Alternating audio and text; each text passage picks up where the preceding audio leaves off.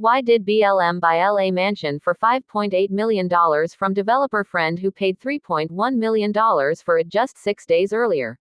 Experts say transaction raises serious questions, but founder Patrisse Cullors says criticism is racist and sexist. The 6-bedroom 1930s mansion in the Studio City neighborhood of Los Angeles was bought on October 21, 2020 for $3.1 million by a BLM-linked developer, Dyane Pascall, a real estate developer who worked for the consulting firm run by BLM founder Patrisse Cullors, and her partner bought it from a televangelist 6 days later. On October 27, the house was bought in cash by BLM's shell company for $5.8 million, 250% above the average price for the area. BLMGFN have not explained the $2.7 million discrepancy in the price. A Los Angeles mansion frequented by Marilyn, Monroe, and Humphrey Bogart was bought by a real estate developer working for BLM founder Patrisse Cullors and her partner for $3.1 million, and then purchased by BLM's foundation just 6 days later for $5.8 million in cash, it has emerged.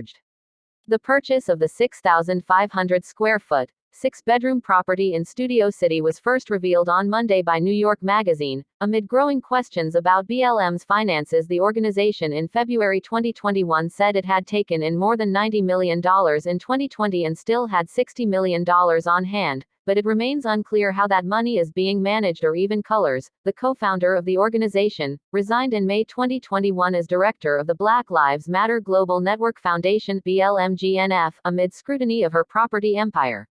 She has written best-selling books, and has a contract with Warner Brothers to produce. On Wednesday, Cullors, 38, angrily hit back at the questions over cash purchase of the Studio City mansion, describing the criticism as racist and sexist. 7-bedroom, 6,500 square foot, $6 million Los Angeles mansion was reportedly purchased with Black Lives Matter donations. The property's patio and outdoor yard features an in-ground pool and cabana. Cullors, 38, came under fire last year for a slew of high-profile property purchases. She resigned after facing backlash from critics and supporters. BLM brass assert the latest purchase is above board, despite internal emails showing members attempting to cover up its existence when confronted with real estate records detailing the purchase. Cullors called the New York Magazine investigation a despicable abuse of a platform that's intended to provide truthful information to the public, and said that the author had a proven and very public bias against me and other black leaders. The property was purchased on October 21, 2020 by Dyane Pascall, a real estate developer who worked for the firm run by Cullors and her partner, Janea and Patrisse Consulting. Pascall is president of Conscious Capital Investment Enterprises, according to LinkedIn, which describes it as real estate investment company in South LA that provides affordable housing in low-income communities in the face of rapid gentrification.